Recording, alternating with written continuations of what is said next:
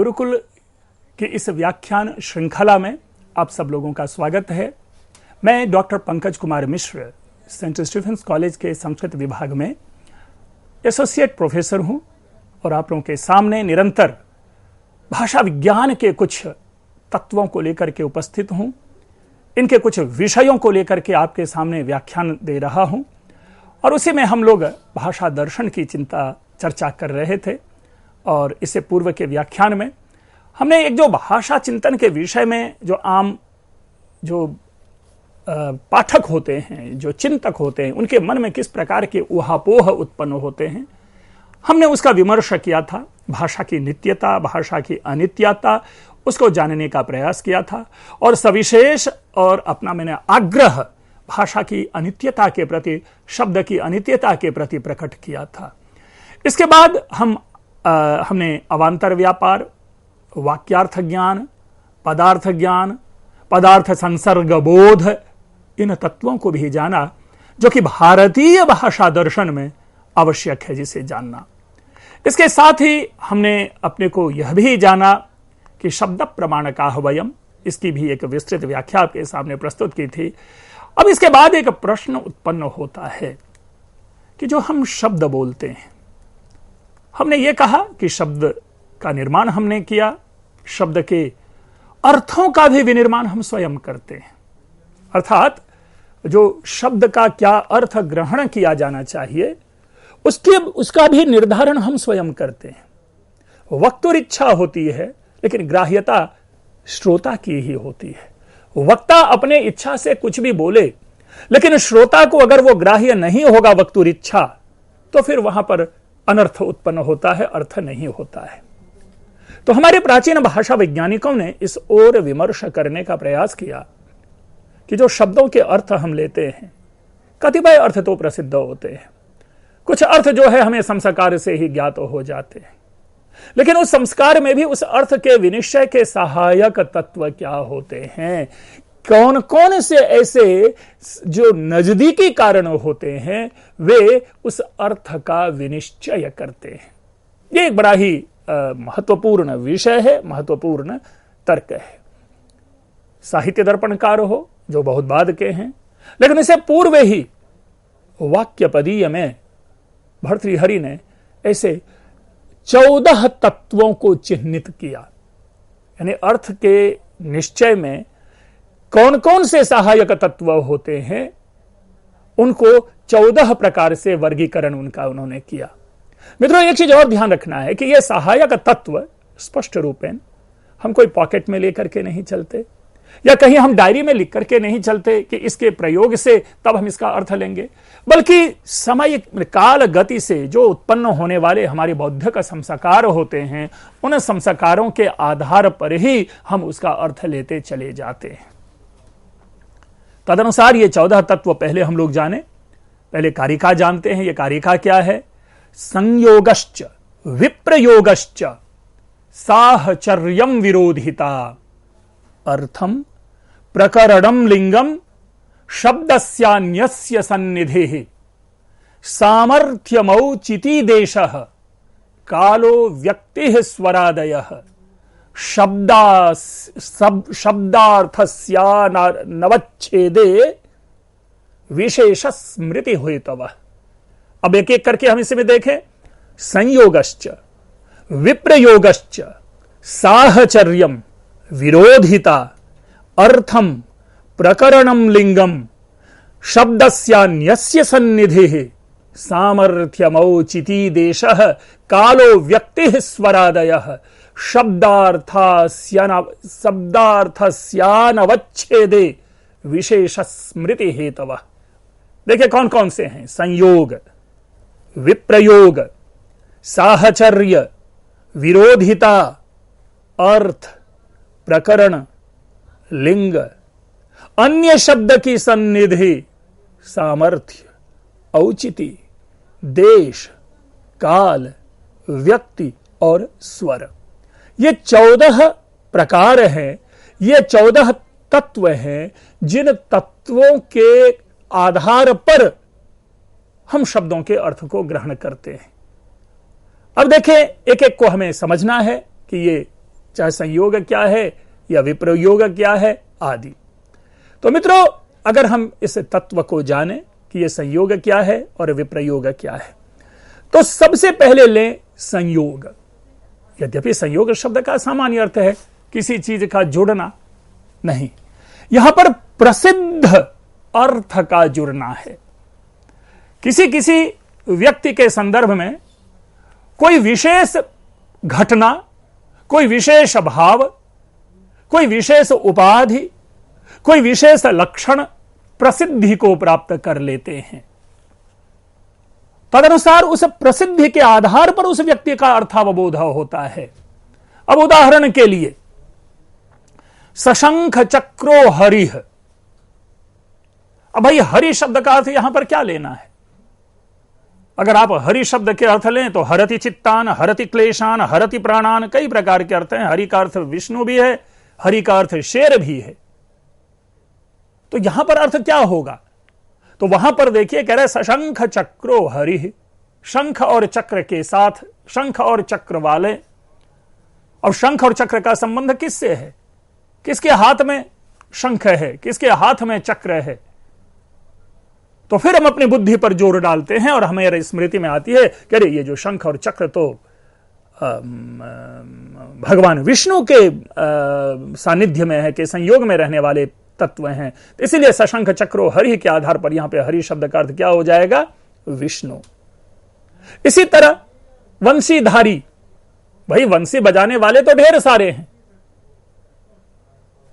वंशी को बजाने वाले, बांसुरी को बजाने वाले ढेर सारे हैं, लेकिन अगर वंशीधारी हरि शब्द आ जाए तो वहां पर क्या हो जाएगा? उसका संबंध कृष्ण से हो जाएगा, क्योंकि वंशी को कौन धारण करता है? पौराणिक हमारी जो उदाहरण है, हमारे जो देववाद में जो अवधारणा है, वो भगवान कृष्ण के साथ सदैव बांसुरी का साहचर्य देखा जाता है, इसलिए हम लोग उसे वंशीधारी कहते हैं। तो इस प्रकार से इस शब्द के अर्थ से वह अर्थ हमारे लिए क्या बन जाता है? वह विष्णु का द्योतक सशंख चक्रो हरि या कृष्ण का द्योतक वंशीधारी कृष्ण। विप्रयोग, देखिए संयोग का ही विरोधी होता है विप्रयोग, है ना। अब देखिए विप्रयोग भी कैसे उत्पन्न होगा। हम आप सदैव जानते हैं कि भाई भगवान विष्णु का संबंध शंख और चक्र से है, लेकिन कभी कभी कोई व्यक्ति ये होते हैं कि जिससे उसका संबंध होता है वो संबंध लेकर के नहीं चलते। हमने आपने दीपशिखा कालिदास, दीपशिखा नाम कालिदास का रख दिया, लेकिन जरूरी नहीं है कि सदैव कालिदास की अभिव्यक्ति दीपशिखा से ही हो। कभी बिना दीपशिखा से ही, इन दीपशिखा विरहितः कालिदास, अर्थात इस जगह जो आज उपस्थित है महाकवि कालिदास, वे अपनी दीपशिखा संचारिणी दीपशिखे वरात्रो वाला परिचय साथ लेकर के नहीं चल रहे। तो कभी कभी जो प्रसिद्ध परिचय होते हैं, उस प्रसिद्ध परिचय का ही विरोध उसका क्या होता है कि उसके बिना, तो विप्रयोग, संयोग और विप्रयोग, विप्रयोग यानी उसके बिना। तो अशंख चक्रो हरिः, अर्थात बिना शंख और चक्र वाला हरि, अर्थात आज जिस भगवान विष्णु का स्मरण हम कर रहे हैं उनके हाथ में शंख और चक्र नहीं है। तो विप्रयोग से भी हमने हरि शब्द का अर्थ बोध कर लिया विष्णु, और संयोग से भी भगवान विष्णु का अर्थ ग्रहण कर लिया विष्णु, जहां पर कि शंख चक्र साथ है और यहां शंख और चक्र साथ में नहीं है। फिर है साहचर्य। अब यह साहचर्य क्या है? देखिए साहचर्य के लिए अगर आप देखें तो सबसे अच्छा होता है वो द्वंद्व समास। अब जब समास में देखते हैं, समास के भेदों में द्वंद्व समास है, वहां पर भी हम कई सारे द्वंद्व को साहचर्य से जानते हैं। अब आप देखें कि केवल और केवल राम शब्द का अर्थ ग्रहण करना हो तो राम के कई अर्थ हैं, कई प्रकार के राम हैं। या केवल सिंपल अगर लक्ष्मण शब्द का अर्थ लेना हो तो लक्ष्मण नाम से भी कई व्यक्ति हुए हैं, राजा लक्ष्मण सिंह। लेकिन अगर इन दोनों नामों के साथ, जैसे राम के साथ अगर लक्ष्मण का साहचर्य हो या लक्ष्मण के साथ अगर राम का साहचर्य हो, तो वह उसी अर्थ को व्यवस्थित करता है जो उसके संबंध से उत्पन्न होता है। यानी अनिवार्य रूप से राम का साहचर्य लक्ष्मण के साथ रहा है, और रामायण की कहानी है कि ताउम्र लक्ष्मण जो है वह राम के साथ रहे हैं। तो राम लक्ष्मण का साहचर्य होने के साथ राम शब्द का अर्थ वहां पर दशरथ पुत्र राम होगा, परशुराम नहीं होगा। इसी प्रकार राम का साहचर्य होने के साथ अगर राम लक्ष्मण कहते हैं तो वहां अगर हमें लक्ष्मण शब्द का अर्थ निकालना होगा तो राम के साहचर्य के कारण लक्ष्मण का भी अर्थ यहां पर दशरथ पुत्र लक्ष्मण होगा, कोई भिन्न लक्ष्मण नहीं होगा, राजा लक्ष्मण सिंह नहीं होगा। तो हमारी बुद्धि इतनी तीव्र व्यापार करती है, इन विषयों को इतनी तीव्रता से ग्रहण करती है कि हम इसके अर्थ को ग्रहण कर लेते हैं कि जो वक्ता जो हमारे सामने शब्दोच्चारण कर रहे हैं उनका तात्पर्य क्या है, वे कहना क्या चाहते हैं। तो राम भी दशरथ पुत्र, लक्ष्मण भी दशरथ पुत्र। इसके बाद है विरोधिता। अब कभी कभी विरोध से भी अर्थ निकलता है। अब राम रावणयोर युद्धम शब्द पे अभिप्रेत कीजिए। यहां पर राम और रावण का साहचर्य नहीं है, यहां राम का रावण के साथ विरोध है। तो राम के साथ तो कई लोगों का विरोध हो सकता है। अगर आज के युग में रामचंद्र या राम ऐसे शब्द आप ढूंढना चाहें तो पूरे भारतवर्ष में आपको लाखों राम मिलेंगे। तो राम कहने मात्र से तो उन लाखों का भी प्रेत होगा, उन लाखों का अर्थ बनेगा। फिर वक्ता का अभिप्राय हमें देखना पड़ेगा। लेकिन अगर वक्ता उस समय राम रावण योर युद्धम की चर्चा कर रहा है तो जिस प्रकार नेवले का या सर्प का नेवले से विरोध होता है और नेवला का सर्प से विरोध होता है, उसी प्रकार भारतीय परंपरा में राम और रावण का विरोध दर्ज किया गया, राम और रावण का विरोध माना जाता है। तो जैसे ही हम राम रावण योर युद्धम का अर्थ लेते हैं तो राम शब्द यहां पर दशरथ पुत्र राम हो आता है, और रावण का अर्थ यदि लेना चाहेंगे तो वह रावण अर्थ होगा जिसने राम की पत्नी सीता का अपहरण किया। तो यह अर्थ का विनिश्चायक हो गया। तो इस तरह से जो हमने सहायक तत्वों की चर्चा की, उन सहायक तत्वों की चर्चा में एक चर्चा जो निकल कर आई वो संयोग, दूसरी चर्चा विप्रयोग, तीसरी चर्चा विरोधिता और तीसरी चर्चा साहचर्य और चौथी चर्चा विरोधिता की कर रहे हैं। मित्रों, इसके बाद अर्थ होता है। अर्थ का मतलब यहां अर्थ नहीं, अर्थ का मतलब मीनिंग नहीं, अर्थ का मतलब यहां पर प्रयोजन है, अर्थ का मतलब यहां पे पर्पस है। ठीक है ना, जैसे पुरुषार्थ शब्द है तो अर्थ है, तो ये अर्थ शब्द है यहां प्रयोजन के लिए। तो हम कभी कभी प्रयोजन के आधार पर भी हम अर्थ का निर्माण कर लेते हैं।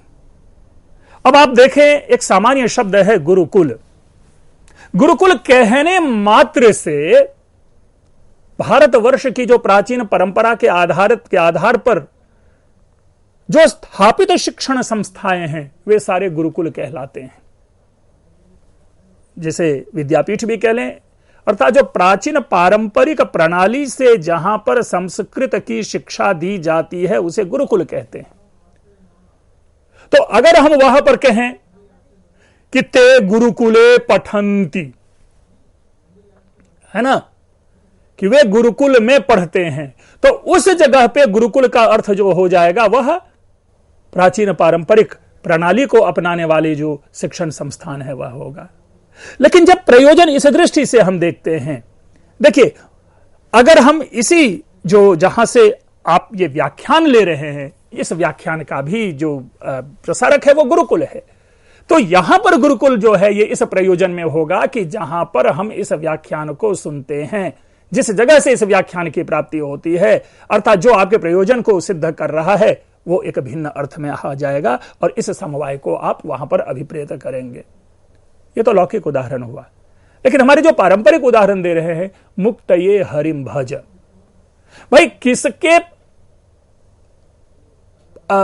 किसकी उपासना से, किसकी पूजा से, किसकी अर्चना से हमें मुक्ति की प्राप्ति होगी, मोक्ष की प्राप्ति होगी, स्वर्ग की प्राप्ति होगी, किसकी उपासना से? हरि नाम के तो कई सारे हैं, ढेर व्यक्ति पूरे भारतवर्ष में पुनः हरि नाम के व्यक्ति मिलेंगे।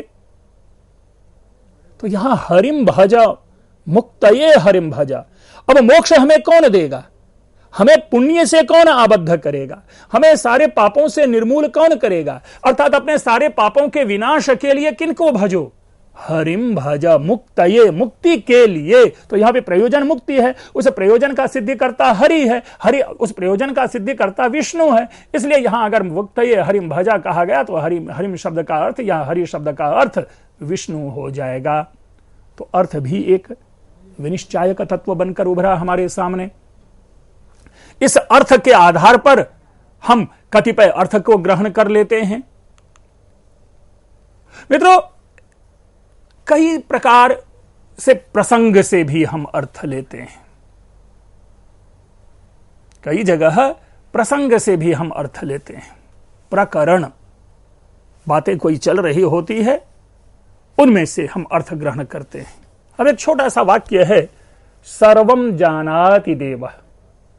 सार्वभौमिक रूप से तो देव शब्द है भगवान ईश्वर, वे सर्वज्ञ है, सर्वज्ञानी है। तो ये तो अर्थ स्पष्ट है कि भाई ईश्वर जो है वो सब कुछ जानते हैं, तो सर्वम जानाति देवः। यहां तो प्रकरण की आवश्यकता नहीं है, ना यहां साहचर्य की आवश्यकता है, ना यहां विप्रयोग की आवश्यकता है, ना यहां संयोग की आवश्यकता है।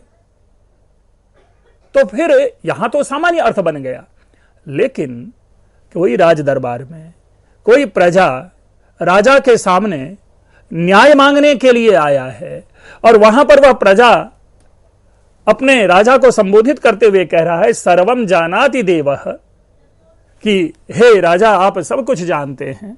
तो वहां पर देव शब्द का अर्थ राजा होगा, देव शब्द का अर्थ ईश्वर नहीं होगा, भगवान नहीं होगा।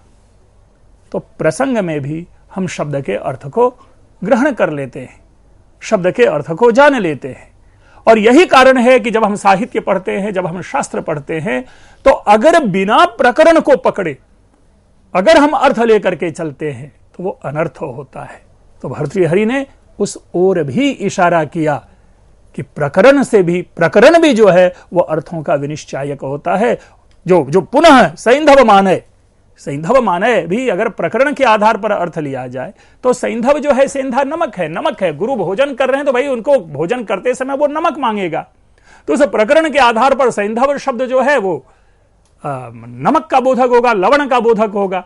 लेकिन हम प्रकरण नहीं ग्रहण करते और सैंधव का अर्थ हम अश्व ले लेते हैं और शिष्य जाता है भोजन करने वाले गुरु के सामने घोड़ा लेकर के आ जाता है। तो वहां पर प्रकरण बोध नहीं होता।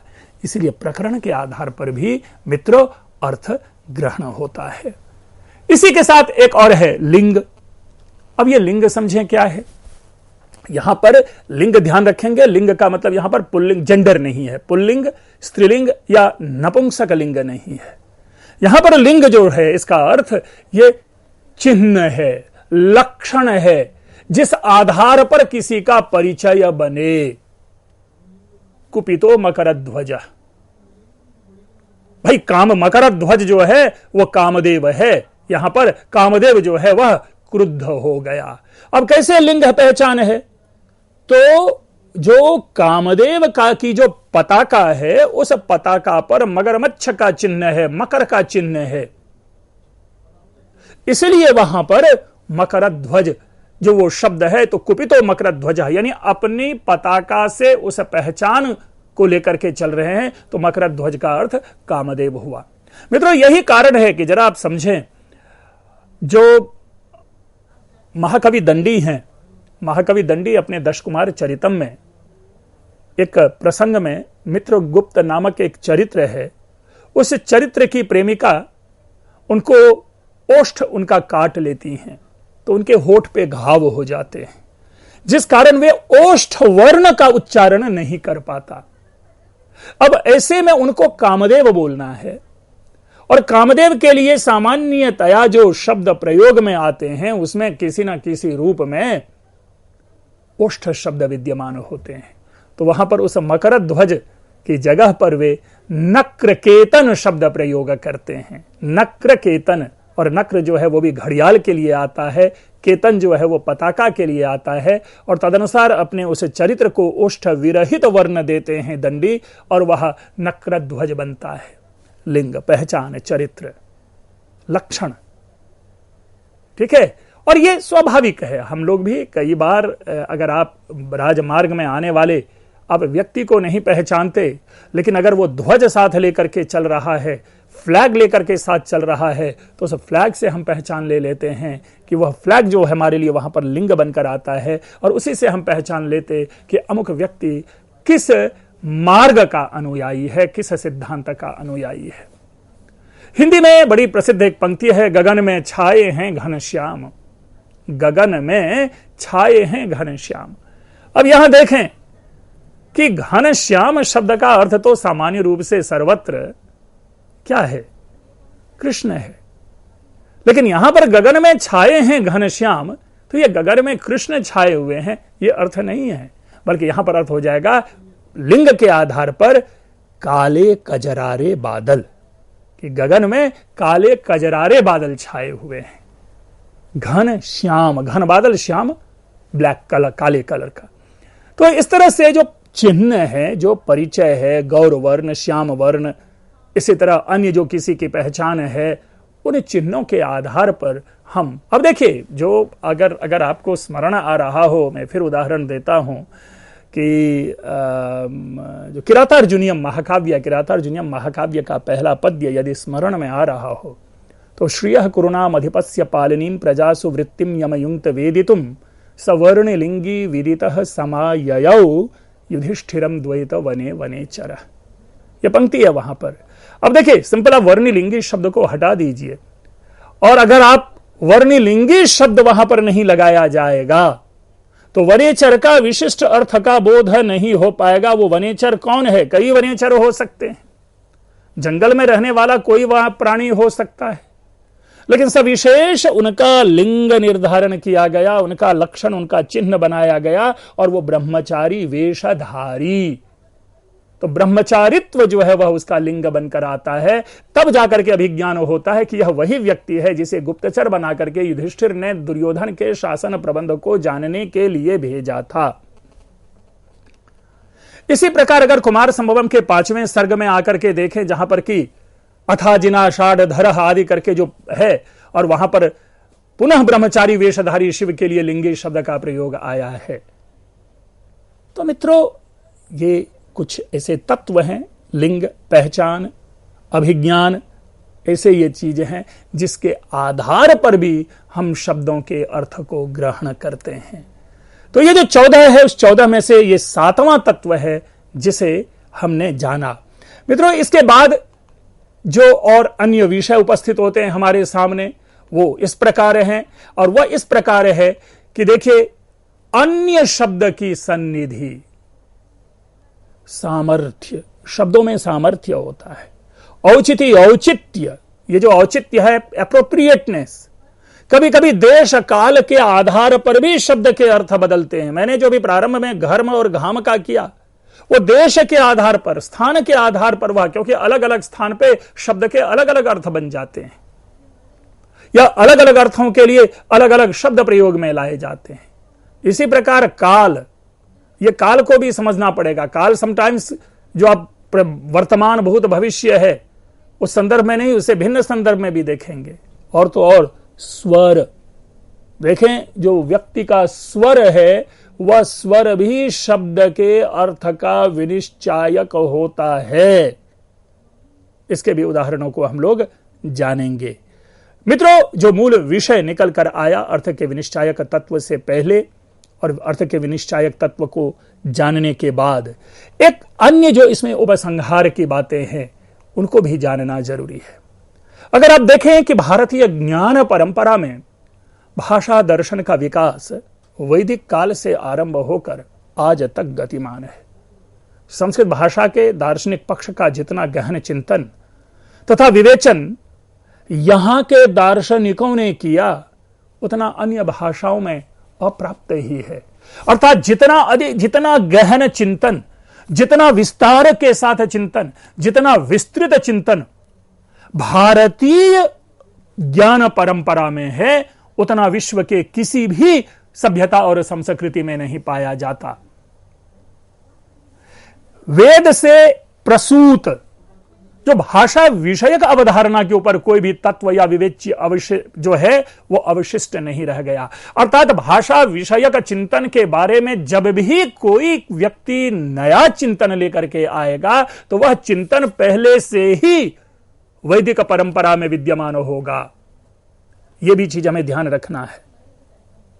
और उन सारे विषयों पर पर्याप्त विमर्श ना हुआ हो यह कहना असंभव होगा।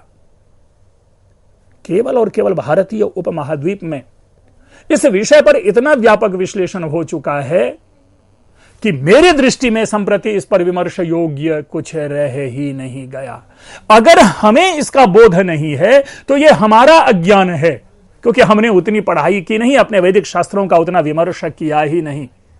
यदि दो चार नाम मात्र से, केवल भर्तृहरि, पतंजलि, पाणिनि, यास्क आदि नाम मात्र से हम भाषा का इतना व्यापक विश्लेषण करते हैं तो पूर्ववर्ती कई शास्त्र अस्पृष्ट हैं, परवर्ती कई शास्त्र अस्पृष्ट हैं।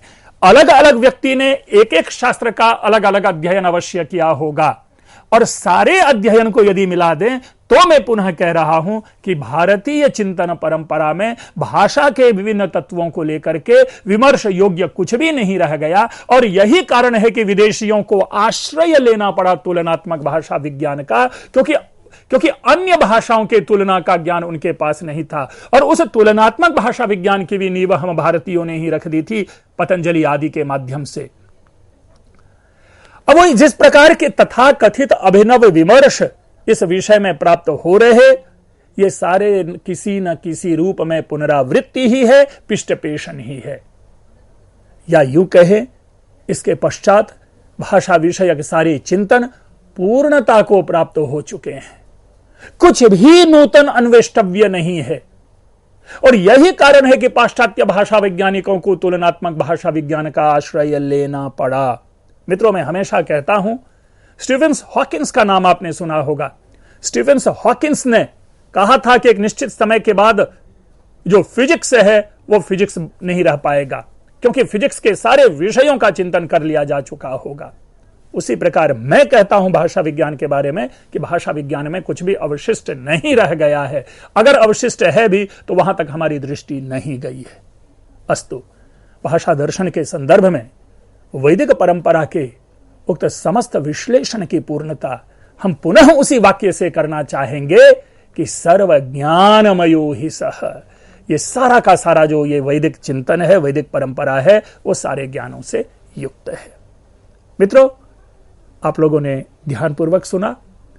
आपकी प्रतिक्रिया की प्रतीक्षा रहेगी। आप लोगों का बहुत बहुत धन्यवाद।